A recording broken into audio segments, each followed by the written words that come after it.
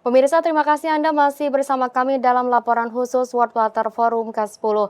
Pemirsa, Danau Batur yang berada di Kintamani, Kabupaten Bangli, Bali menjadi salah satu dari 15 danau dalam kondisi kritis di tanah air.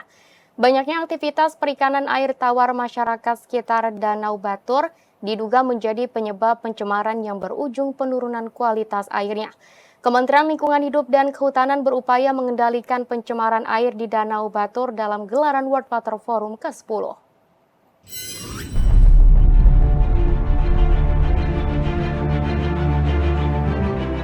Danau merupakan salah satu sumber air penting baik untuk air minum, pertanian, perikanan, transportasi, dan energi yang dimanfaatkan tak hanya oleh manusia tetapi juga ekosistem di dalamnya. Untuk itu dalam melestarikan danau perlu perhatian terkait tata ruang yang komprehensif terkait batasan dan aktivitas di daerah badan danau dan daerah tangkapan. Danau Batur yang berada di Kintamani, Kabupaten Bangli, Bali menjadi salah satu dari 15 danau dalam kondisi kritis di tanah air. Saat ini sebagian danau Batur terancam rusak dan di tepian Danau Batur diduga sudah mengalami pendangkalan serta erosi. Banyaknya aktivitas perikanan air tawar masyarakat sekitar Danau Batur diduga menjadi penyebab pencemaran yang berujung penurunan kualitas air. Kementerian Lingkungan Hidup dan Kehutanan berupaya mengendalikan pencemaran air di Danau Batur dalam gelaran World Water Forum ke-10.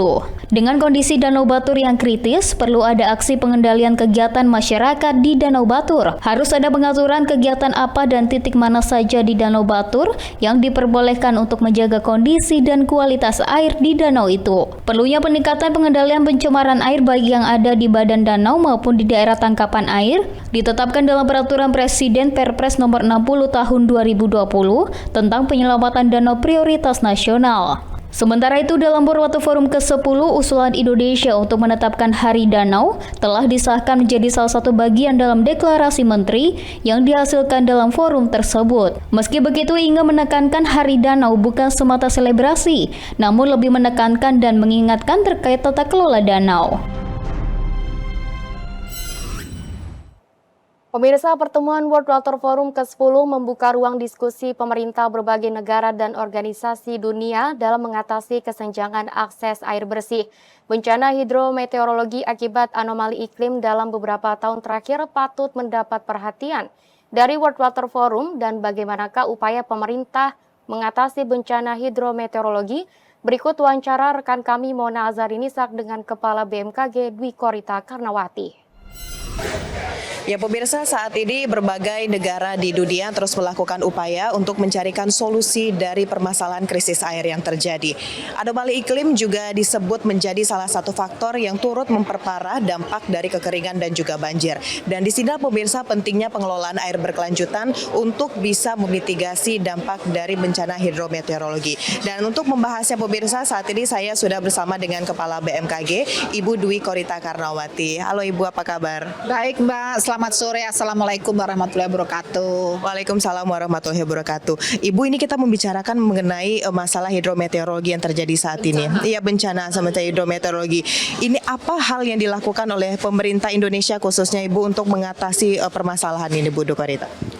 Jadi pemerintah Indonesia sebetulnya sudah berupaya untuk mengantisipasi tersebut, namun perlu untuk terus ditingkatkan upaya tersebut.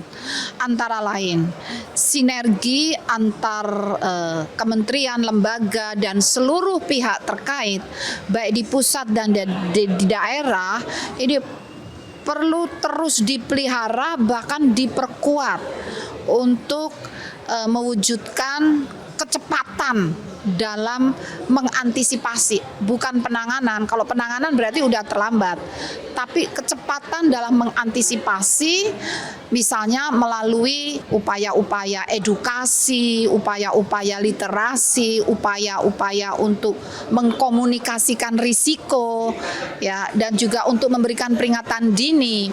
Nah, komunikasi risiko itu penuh tantangan. Jadi misalnya ada peringatan dini, ya. Peringatan dini dikomunikasikan mulai dari sebulan sebelumnya, lalu setiap minggu, lalu 3 hari sebelumnya, sampai sehari sebelumnya, 3 jam sebelumnya. Nah, tapi ini kan komunikasi risiko, ya. Nah, ini perlu dibarengi dengan upaya tadi edukasi dan literasi, artinya agar masyarakat dan seluruh pihak yang terkait itu bisa paham, oh ini resikonya, paham dan tidak salah paham. Jadi kadang-kadang seperti mengerti tetapi ternyata salah paham itu ya. Jadi paham kemudian memahami itu resikonya seberapa besar sehingga ada kewaspadaan dan juga ikut merencanakan sebelum kejadian. Itu sudah disiapkan. Apa yang harus dilakukan sebelum misalnya banjir lahar itu terjadi? Apakah sudah disiapkan jalur evakuasinya? Apakah sudah ada peta zona merahnya? Nah, itu sebetulnya sudah ada. Tapi mungkin kurang terkomunikasi sehingga saat peringatan dini benar-benar dikeluarkan, mungkin responsnya menjadi tidak seperti yang diharapkan itu. Jadi sudah berjalan ya, pemerintah pusat dan daerah, terutama pemerintah daerah itu juga memang masih ada yang belum maksimal, tapi juga cukup banyak yang sudah memahami dan berupaya. Namun itu tadi perlu latihan di lapangan agar tidak tergagap apabila benar-benar itu terjadi. Berarti dari pemerintah sendiri yang seperti Ibu sampaikan tadi sudah melakukan edukasi begitu Bu ya terkait dengan bedah. Perlu terus digalakkan dan benar-benar disiapkan di lapangan. Jadi edukasi oke, sudah dilakukan, tapi persiapan di lapangan ini yang menurut saya masih harus ditambahkan, ditingkatkan lagi agar kita nggak gagap. Kalau belum dilatih itu kan galau gitu. Apa benar harus lewat jalur ini? Kalau evakuasi kok gelap amat gitu ya. Nah itu yang masih harus ditingkatkan. Baik Bu Dr. kalau misalnya permasalahan dari bencana hidrometeorologi ini terus berlarut, Bu, dampak terparahnya seperti apa? Dan apakah ini bisa mengganggu rencana Indonesia Emas ini, Bu? Justru itu yang sebetulnya kami khawatirkan. Jadi dari hasil studi Organisasi Meteorologi Dunia yang dilakukan oleh para pakar iklim seluruh dunia, itu memprediksi dengan skenario terburuk. Skenario terburuk itu apabila manusia di bumi ini tidak berhasil menahan laju perubahan iklim ya, sehingga menjelang Indonesia Emas atau bahkan tidak lama lagi, katakanlah 5 tahun 10 tahun lagi akan terjadi krisis air di berbagai tempat di dunia. Jadi tidak harus menunggu Indonesia Emas. Nah, kemudian krisis air ini akan diikuti dengan krisis pangan. Nah, krisis pangan ini skenario terburuk diprediksi terjadi di tahun 2050. Nah, kalau Indonesia Emas 2045 dan di situ sudah terjadi krisis air dan segera akan mengalami krisis pangan, lalu kan itu sangat menakutkan. Dan itu yang harus kita antisipasi hari ini. Hari ini kita harus benar-benar menyadari ancaman ini sudah dekat. Bagaimana untuk mencegah terjadinya krisis air dan krisis pangan, ya kita harus berkomitmen tidak hanya di tingkat lokal, di tingkat nasional, tapi di tingkat dunia harus benar-benar menjaga perilaku kita, jangan merajalela, merusak lingkungan dengan merajalela. Jadi meskipun ada perubahan iklim, tapi perubahan iklim itu tidak bisa disalahkan begitu saja. Karena kenapa terjadi perubahan iklim? Karena lingkungan kita ini kita rusak. Jadi hutan kita habiskan ya, itu kan mengakibatkan daya serap CO2 itu menjadi jauh berkurang. Lalu kita juga mengeluarkan emisi karbon. Jadi perubahan iklim itu sebenarnya kita juga yang menyebabkan. Sehingga kita harus merubah perilaku kita agar krisis yang sudah diprediksi itu tidak terjadi. Jadi semoga masih ada waktu, tapi harus benar-benar karena kita ini sudah waktunya tinggal sedikit. Jadi harus bertaubat ya, kemudian merubah perilaku, tidak merusak lingkungan, tidak menghasilkan limbah CO2, gas rumah kaca yang terus terjadi, itu akan terus mengakibatkan suhu bumi makin panas dan krisis air, keringnya sumber-sumber air juga makin terjadi, kekeringan di mana-mana, dan akhirnya krisis pangan akan terjadi. Dan itu tadi adalah disampaikan oleh Ibu bahwa berbagai hal negatif nantinya akan terjadi apabila kita terlalu abai begitu Bu ya untuk dan meneruskan kerusakan lingkungan ini, meneruskan menghasilkan gas-gas rumah kaca itu. Baik Ibu, terima kasih sudah memberikan edukasi juga kepada kita semua terkait dengan bagaimana masyarakat Indonesia berperilaku untuk bisa menghindari dampak buruk dari bencana hidrometeorologi. Terima kasih banyak Ibu. Dan pemirsa, itulah tadi wawancara singkat kita terkait dengan bagaimana BMKG dan juga pemerintah Indonesia terus melakukan upaya untuk bisa memitigasi bencana hidrometeorologi yang terjadi di Indonesia. Dan tentunya pemirsa, kita sebagai masyarakat harus turut mengawal dan juga membantu pemerintah dalam upaya memitigasi bencana hidrometeorologi tersebut.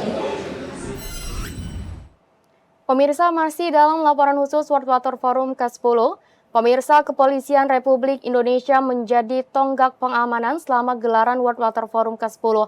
Kepala Biro Penerangan Masyarakat Divisi Humas Polri Brigjen Pol Truno Yudo Wisnu Andiko menyatakan penyelenggaraan forum internasional ini berlangsung aman dan lancar berkat sinergitas antara Polri dengan TNI, Pas Pampres, Kementerian Lembaga terkait dan juga masyarakat Pulau Dewata.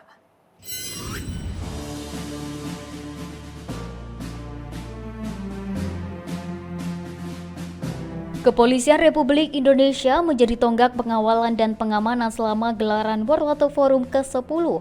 Selama forum internasional yang dilaksanakan pada 18 hingga 25 Mei 2024, Polri melaksanakan Operasi Puri Agung 2024 yang melibatkan sebanyak 5.791 personil gabungan yang berasal dari Mabes Polri, Polda Bali, Polda Jawa Timur, dan Polda Nusa Tenggara Barat. Kepala Biro Penerangan Masyarakat Divisi Humas Polri Brigjen Pol Truno Yudo Wisnu Andiko menyatakan Polri bertindak sesuai arahan Kapolri Jenderal Pol Listio Sigit Prabowo kepada Kepala Operasi Puri Agung 2024 Komjen Pol Fadil Imron untuk melaksanakan Operasi Puri Agung 2024 guna mengamankan forum air sedunia sehingga dapat berlangsung dengan aman dan terkendali. Karopenmas menambahkan penyelenggaraan forum internasional ini berlangsung aman dan lancar berkat sinergitas antara Polri dengan TNI, Pas Pampres, Kementerian Lembaga terkait, dan juga masyarakat Pulau Dewata. Bahkan sejumlah delegasi menyampaikan apresiasi atas keramahan dalam pengamanan yang diberikan. Keberhasilan dalam pengamanan ini juga tidak terlepas dari kesiapan yang dilakukan oleh Polri, mulai dari perencanaan, menyiapkan tahapan-tahapan pengamanan secara matang, termasuk manajemen risiko dalam operasi kepolisian dan bagaimana cara mengantisipasinya. Pemirsa, Kementerian Pariwisata dan Ekonomi Kreatif menyiapkan serangkaian acara di Indonesia Pavilion dalam Expo World Water Forum ke-10. Salah satu yang cukup menarik perhatian pengunjung Indonesia Pavilion adalah aktivitas game bernama Lokapala. Seperti apakah keunikan game Lokapala karya anak bangsa? Berikut informasinya untuk Anda.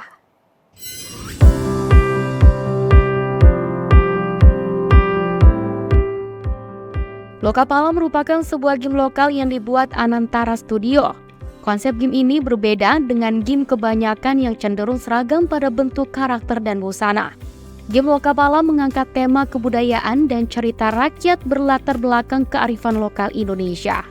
Sentuhan kearifan lokal Indonesia terlihat jelas dalam nama karakter, senjata, busana, nama tempat, dan nama jurus yang diambil dari cerita rakyat dan makhluk mitologi budaya Indonesia seperti Garuda hingga Bagong. Tidak hanya itu, ornamen budaya seperti batik, tenun, keris, patung, dan candi turut divisualkan dengan apik dalam game.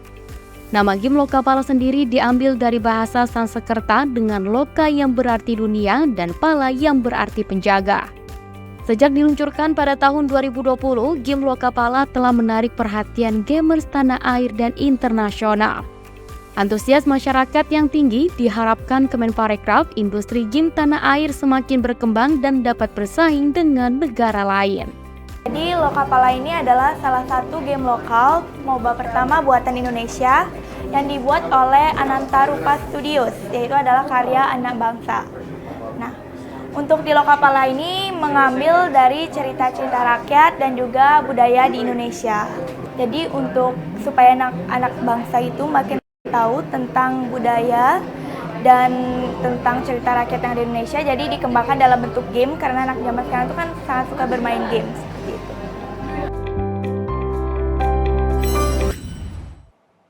Pemirsa, kami akan kembali dengan laporan khusus World Water Forum ke-10 lainnya. Tetaplah bersama kami sesaat lagi.